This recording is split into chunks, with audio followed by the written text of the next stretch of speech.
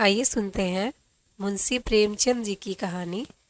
इस कहानी का शीर्षक है बड़े घर की बेटी।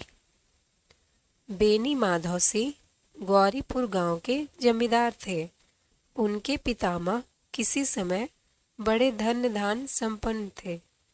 गांव का पक्का तालाब और मंदिर, जिनकी अब मरम्मत भी मुश्किल थी, उन्हीं के कीर्ति स्तंभ थे। कहते हैं इस दरवाजे पर हाथी झूमता था। अब उसकी जगह एक बूढ़ी भैंस थी, जिसके शरीर में अस्थि पंजर के सिवा और कुछ शेष न रहा था, पर दूध शायद बहुत देती थी, क्योंकि एक न एक आदमी हांडी लिए उसके सिर पर सवार ही रहता था। बेनी माधव सिंह अपनी आधी से अधिक संपत्ति वकीलों को भेंट कर चुके थे। उनकी वर्तमान आय 1000 रुपये वार्षिक से अधिक न थी। ठाकुर साहब के 2 बेटे थे। बड़े का नाम श्रीकंठ सिंह था। उसने बहुत दिनों के परिश्रम और उद्योग के बाद बीए की डिग्री प्राप्त कर ली थी। अब एक दफ्तर में नौकर था। छोटा लड़का लाल बिहारी सिंह दोहरे बदन का सजीला जवान था। भरा हुआ मुखड़ा, चौड़ी छाती, भैंस का 2 सिर ताजा दूध वह उठ के सवेरे पी जाता था। श्रीकंठ सिंह की दशा बिल्कुल विपरीत थी। इन नेत्रप्रिय गुणों को उन्होंने बीए इन्हीं 2 अक्षरों पर न्यौछावर कर दिया था। इन 2 अक्षरों ने उनके शरीर को निर्बल और चेहरे को कांतिमय बना दिया था। इसी से वैदिक ग्रंथों पर उनका विशेष प्रेम था। आयुर्वेदिक औषधियों पर उनका अधिक विश्वास था। शाम सवेरे उनके कमरे से प्रायः खरल की सुरीली कर्ण मधुर ध्वनि सुनाई दिया करती थी। लाहौर और कलकत्ते के वैद्यों से बड़ी लिखा पढ़ी रहती थी। श्रीकंठ इस अंग्रेजी डिग्री के अधिपति होने पर भी अंग्रेजी सामाजिक प्रथाओं के विशेष प्रेमी न थे, बल्कि वह बहुधा बड़े जोर से उसकी निंदा और तिरस्कार किया करते थे। इसी से गांव में उनका बड़ा सम्मान था। दशहरे के दिनों में वह बड़े उत्साह से रामलीला में स्वयं किसी न किसी पात्र का पाठ लेते थे। गौरीपुर में रामलीला के वही जन्मदाता थे। प्राचीन हिंदू सभ्यता का गुणगान उनकी धार्मिकता का प्रधान अंग था। सम्मिलित कुटुंब के तो वह एकमात्र उपासक थे। आजकल स्त्रियों को कुटुंब में मिलजुल कर रहने की जो अरुचि होती है, उसे वह जाति और देश दोनों के लिए हानिकारक समझते थे। यही कारण था कि गांव की ललनाएं उनकी निंदक थी। कोई कोई तो उन्हें अपना शत्रु समझने में भी संकोच न करती थी। स्वयं उनकी पत्नी को ही इस विषय में उनसे विरोध था। यह इसलिए नहीं कि उसे अपने सास ससुर, देवर या जेठ आदि से घृणा थी, बल्कि उसका विचार था कि यदि बहुत कुछ सहने और तरह देने पर भी परिवार के साथ निर्वाह न हो सके, तो आए दिन की कलह से जीवन को नष्ट करने की अपेक्षा यही उत्तम है कि अपनी खिचड़ी अलग पकाई जाए। आनंदी एक बड़े उच्च कुल की लड़की थी। उसके पिता एक छोटी सी रियासत के तालुकेदार थे। विशाल भवन, एक हाथी, 3 कुत्ते, बाज, बहरी सिकरे, झाड़ फानुस, आननेरी मजिस्ट्रेट और ऋण, जो एक प्रतिष्ठित तालुकेदार के भोग्य पदार्थ हैं, सभी यहाँ विद्यमान थे। नाम था भूप सिंह। बड़े उदारचित और प्रतिभाशाली पुरुष थे, पर दुर्भाग्य से लड़का एक भी न था। 7 लड़कियां हुई और देवयोग से सबकी सब जीवित रहीं। पहली उमंग में तो उन्होंने 3 ब्याह दिल खोलकर किए, पर 15-20 हजार रुपयों का कर्ज सिर पर हो गया तो आंखें खुली, हाथ समेट लिया। आनंदी चौथी लड़की थी। वह अपनी सब बहनों में अधिक रूपवती और गुणवती थी। इससे ठाकुर भूप सिंह उससे बहुत प्यार करते थे। सुंदर संतान को कदाचित उसके माता पिता भी अधिक चाहते हैं। ठाकुर साहब बड़े धर्म संकट में थे कि इसका विवाह कहाँ करें। न तो यही चाहते थे कि ऋण का बोझ बढ़े, और न यही स्वीकार था कि उसे अपने को भाग्यहीन समझना पड़े। एक दिन श्रीकंठ उनके पास किसी चंदे का रुपया मांगने आया। शायद नागरिक प्रचार का चंदा था। भूप सिंह उनके स्वभाव पर रिझ गए और धूमधाम से श्रीकंठ सिंह का आनंदी के साथ ब्याह हो गया। आनंदी अपने नए घर में आई तो यहाँ का रंग ढंग कुछ और ही देखा। जिस टीम टाम्स की उसे बचपन से ही आदत पड़ी हुई थी, वह यहाँ नाम मात्र को भी न थी। हाथी घोड़ों का तो कहना ही क्या, कोई सजी हुई सुंदर बहली तक न थी। रेशमी स्लीपर साथ लाई थी, पर यहाँ बाग कहाँ। मकान में खिड़कियाँ तक न थी, न जमीन पर फर्श, न दीवार पर तस्वीरें। यह एक सीधा साधा देहाती गृहस्थी का मकान था, किंतु आनंदी ने थोड़े ही दिनों में अपने को इस नई अवस्था के ऐसा अनुकूल बना लिया मानो उसने विलास के सामान कभी देखे ही न थे। एक दिन दोपहर के समय लाल बिहारी सिंह 2 चिड़ियाँ लिए हुए आया और भावज से बोला, जल्दी से पका दो, मुझे भूख लगी है।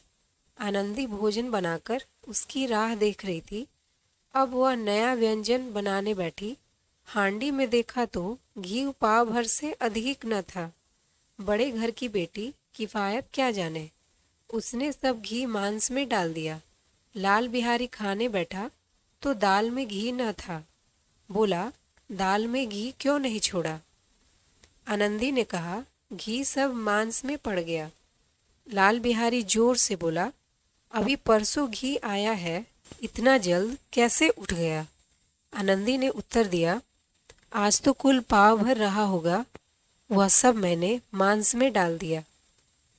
जिस तरह सूखी लकड़ी जल्दी से जल उठती है, उसी तरह क्षुधा से बावला मनुष्य जरा जरा सी बात पर तिनक जाता है। लाल बिहारी को भावज की यह ठिठाई बहुत बुरी मालूम हुई। वह तिनक कर बोला, मैके में तो चाहे घी की नदी बहती हो। स्त्री गालियां सह लेती है, मार भी सह लेती है, पर मैके की निंदा उनसे नहीं सही जाती। आनंदी मुंह फेर कर बोली, हाथी मरा भी तो 9 लाख का। वहाँ इतना घी नित्य नाई कहार खा जाते हैं। लाल बिहारी जल गया, थाली उठाकर पलट दी और बोला, जी चाहता है जीभ पकड़कर खींच लूं। आनंदी को भी क्रोध आ गया, मुंह लाल हो गया और बोली, वह होते तो आज इसका मजा चखाते। अब अनपढ़ उज्जर ठाकुर से न रहा गया। उसकी स्त्री एक साधारण जमींदार की बेटी थी। जब जी चाहता उस पर हाथ साफ कर लिया करता था। खड़ाऊ उठाकर आनंदी की ओर जोर से फेंकी और बोला, जिसके गुमान पर भूली हुई हो उसे भी देखूंगा और तुम्हें भी। आनंदी ने हाथ से खड़ाऊ रोकी, सिर बच गया, पर उंगली में बड़ी चोट आई। क्रोध के मारे हवा से हिलते पत्ते की भांति कांपती हुई अपने कमरे में आकर खड़ी हो गई। स्त्री का बल और साहस, मान और मर्यादा पति तक है। उसे अपने पति के ही बल और पुरुषत्व का घमंड होता है। आनंदी खून का घूंट पीर कर रह गई। श्रीकंठ सिंह शनिवार को घर आया करते थे। बृहस्पति को यह घटना हुई थी। 2 दिन तक आनंदी कोप भवन में रही, न कुछ खाया न पिया, उनकी बाट देखती रही। अंत में शनिवार को वह नियमाकुल संध्या समय घर आए और बाहर बैठकर कुछ इधर उधर की बातें, कुछ देश काल संबंधी समाचार तथा कुछ नए मुकदमों आदि की चर्चा करने लगे। यह वार्तालाप 10 बजे तक होता रहा। गांव के भद्र पुरुषों को इन बातों में ऐसा आनंद मिलता था कि खाने पीने की भी सुधि न रहती थी। श्रीकंठ को पिंड छुड़ाना मुश्किल हो जाता था। ये 2-3 घंटे आनंदी ने बड़े कष्ट से काटे। किसी तरह भोजन का समय आया, पंचायत उठी, एकांत हुआ तो लाल बिहारी ने कहा, भैया आप जरा भाभी को समझा दीजिएगा कि मुंह संभाल कर बातचीत किया करें, नहीं तो एक दिन अनर्थ हो जाएगा। बेनी माधव सिंह ने बेटे की ओर साझी दी, हाँ, बहू बेटियों का यह स्वभाव अच्छा नहीं कि मर्दों के मुंह लगे। लाल बिहारी ने कहा, वह बड़े घर की बेटी है तो हम भी कोई कुर्मी कहार नहीं है। श्रीकंठ ने चिंतित स्वर में पूछा, आखिर बात क्या हुई? लाल बिहारी ने कहा, कुछ भी नहीं, यूं ही आप उलझ पड़ी। मैके के सामने हम लोगों को कुछ समझती ही नहीं है। श्रीकंठ खा पीकर आनंदी के पास गए। वह भरी बैठी थी। यह हजरत भी कुछ तीखे थे। आनंदी ने पूछा, चित्त तो प्रसन्न है। श्रीकंठ बोले, बहुत प्रसन्न है, पर तुमने आजकल घर में यह क्या उपद्रव मचा रखा है? आनंदी की त्योरियों पर बल पड़ गए। झुंझलाहट के मारे बदन में ज्वाला सी दहक उठी और वह बोली, जिसने तुमसे यह आग लगाई है उसे पाऊं मुंह झुलस दूं। श्रीकंठ बोले, इतनी गर्म क्यों होती हो? बात तो कहो। आनंदी ने कहा, क्या कहूँ, यह मेरे भाग्य का फेर है। नहीं तो गंवार छोकरा जिसको चपरासीगिरी करने का भी शऊर नहीं, मुझे खड़ाऊ से मारकर यो न करता। श्रीकंठ बोले, सब हाल साफ साफ कहो तो मालूम हो, मुझे तो कुछ पता नहीं। आनंदी ने कहा, परसों तुम्हारे लाडले भाई ने मुझसे मांस पकाने को कहा। घी हांडी में पाव भर से अधिक न था। वह सब मैंने मांस में डाल दिया। जब खाने बैठा तो कहने लगा, दाल में घी क्यों नहीं है? बस इसी पर मेरे मैके को बुरा भला कहने लगा। मुझसे न रहा गया। मैंने कहा कि वहाँ इतना घी तो नाई कहार खा जाते हैं और किसी को जान भी नहीं पड़ता। बस इतनी सी बात पर इस अन्यायी ने मुझ पर खड़ाऊ फेंक कर मारी। यदि हाथ से न रोक लूँ तो सिर फट जाए। उसी से पूछो मैंने जो कुछ कहा है वह सच है या झूठ। श्रीकंठ की आंखें लाल हो गई और वह बोले, यहाँ तक हो गया, इस छोकरे का यह साहस। आनंदी स्त्रियों के स्वभावानुसार रोने लगी, क्योंकि आंसू उनकी पलकों पर रहते हैं। श्रीकंठ बड़े धैर्यवान और शांत पुरुष थे। उन्हें कदाचित ही कभी क्रोध आता था। स्त्रियों के आंसू पुरुष की क्रोधाग्नि भड़काने में तेल का काम कर देते हैं। रात भर करवटें बदलते रहे। उद्विग्नता के कारण पलक तक नहीं झपकी। प्रातःकाल अपने बाप के पास जाकर बोले, दादा, अब इस घर में मेरा निबाह न होगा।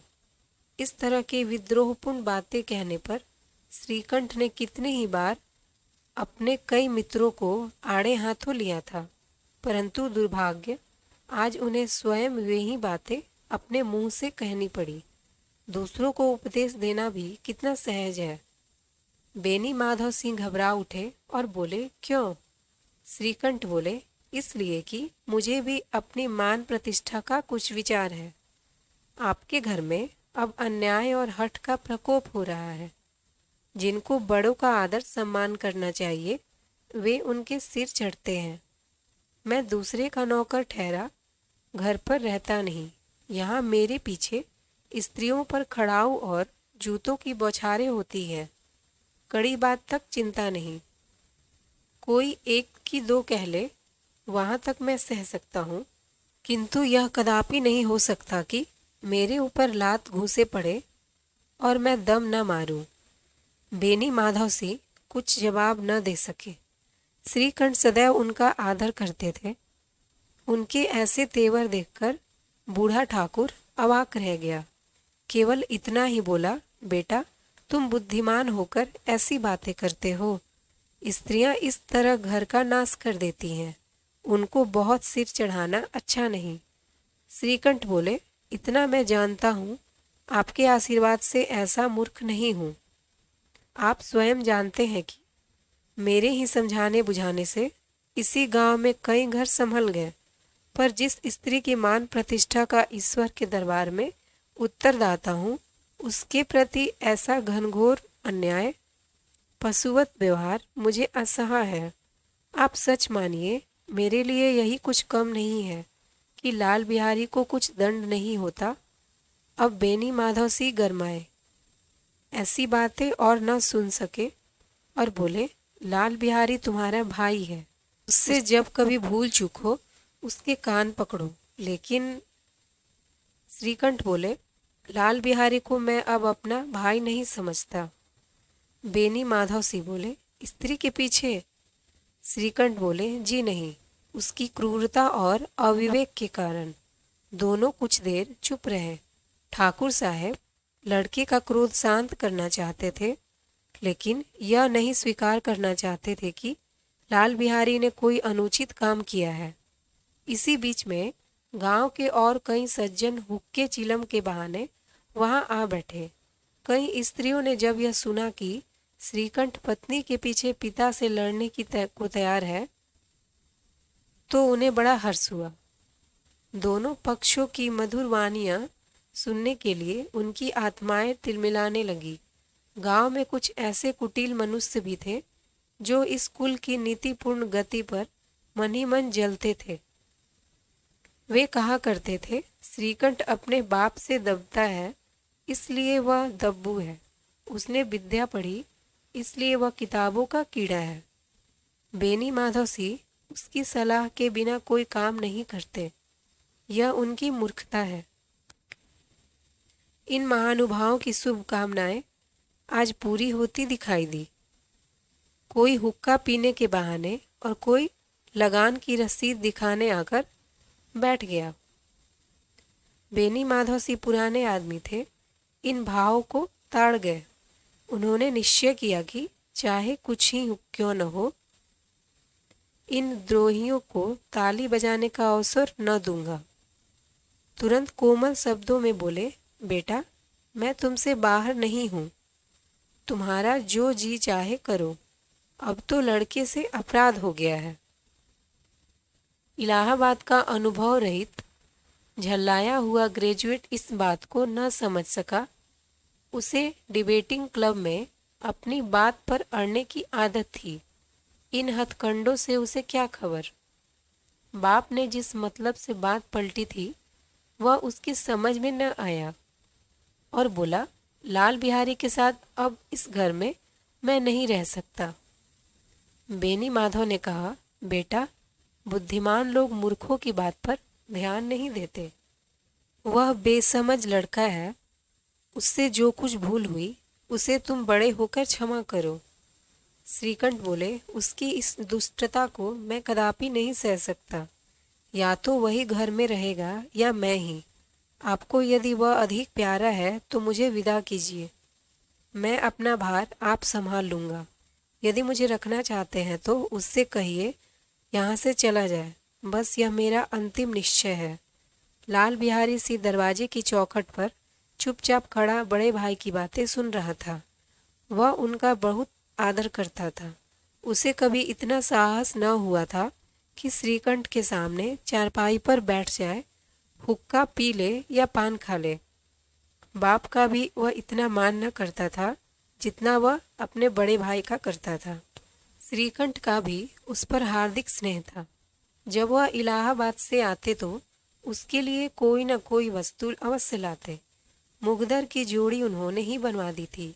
पिछले साल जब उसने अपने से टेढ़े जवान को नागपंचमी के दिन दंगल में पछाड़ दिया तो उन्होंने पुलकित होकर अखाड़े में ही जाकर उसे गले लगा लिया था और 5 रुपए के पैसे लुटाए थे। ऐसे भाई के मुंह से आज ऐसी हृदय विदारक बात सुनकर लाल बिहारी को बड़ी ही ग्लानि हुई। वह फूट फूट कर रोने लगा। इसमें संदेह नहीं है कि अपने किए पर पछता रहा था। भाई के आने से एक दिन पहले से उसकी छाती धड़कती थी कि देखूं भैया क्या कहते हैं। मैं उनके सम्मुख कैसे जाऊंगा, उनसे कैसे बोलूंगा, मेरी आंखें उनके सामने कैसे उठेगी। उसने समझा था कि भैया मुझे बुलाकर समझा देंगे। इस आशा के विपरीत आज उसने उन्हें निर्दयता की मूर्ति बने हुए पाया। वह मूर्ख था, परंतु उसका मन कहता था कि भैया मेरे साथ अन्याय कर रहे हैं। यदि श्रीकंठ उसे अकेले में बुलाकर 2-4 बातें कह देते, इतना ही नहीं 2-4 तमाचे भी लगा देते तो कदाचित उसे इतना दुख न होता। पर भाई का यह कहना कि अब मैं इसकी सूरत नहीं देखना चाहता, लाल बिहारी से सहा न गया। वह रोता हुआ घर आया, कोठारी में जाकर कपड़े पहने, आंखें पोंछी, जिसमें कोई यह न समझ सके कि वह रोता था। तब आनंदी के द्वार पर आकर बोला, भाभी, भैया ने निश्चय किया है कि वह मेरे साथ इस घर में न रहेंगे। अब वह मेरा मुंह नहीं देखना चाहते, इसलिए अब मैं जाता हूँ। उन्हें फिर ना मुंह दिखाऊंगा। मुझसे जो कुछ अपराध हुआ उसे क्षमा करना। यह कहते कहते लाल बिहारी का गला भर आया। जिस समय लाल बिहारी सिर झुकाए आनंदी के द्वार पर खड़ा था, उसी समय श्रीकंठ से भी आंखें लाल किए बाहर से आए। भाई को खड़ा देखा तो घृणा से आंखें फेर ली और कतरा कर निकल गए, मानो उसकी परछाई से दूर भागते हों। आनंदी ने लाल बिहारी की शिकायत तो की थी, लेकिन अब मन में पछता रही थी कि वह स्वभाव से ही दयावती थी। उसे इतना तनिक भी ध्यान न था कि बात इतनी बढ़ जाएगी। वह मन में अपने पति पर झुंझला रही थी कि यह इतने गर्म क्यों होते हैं।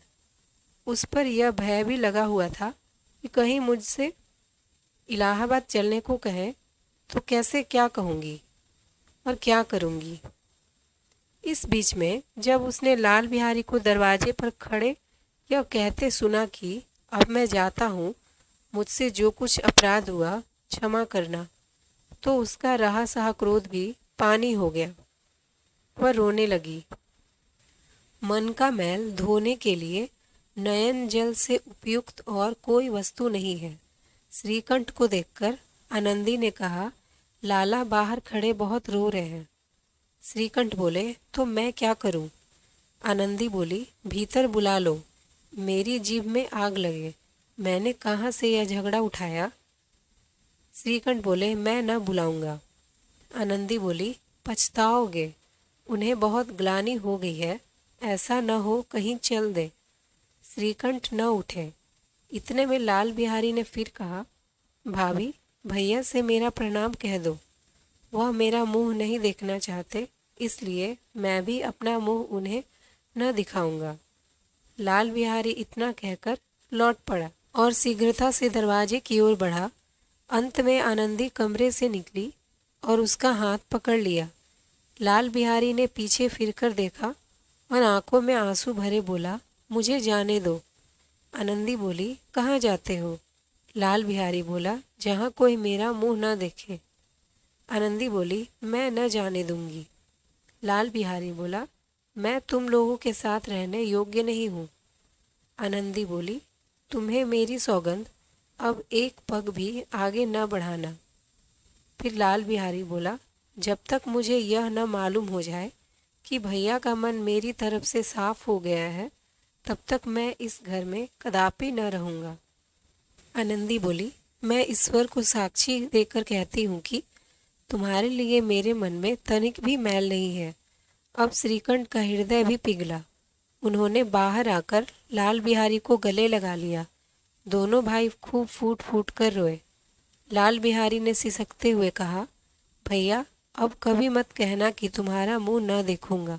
इसके सिवा आप जो दंड देंगे मैं सहर्ष स्वीकार करूंगा। श्रीकंठ ने कांपते हुए स्वर में कहा, लल्लू, इन बातों को बिल्कुल भूल जाओ। ईश्वर चाहेगा तो फिर ऐसा अवसर न आवेगा। बेनी माधव सिंह बाहर से आ रहे थे।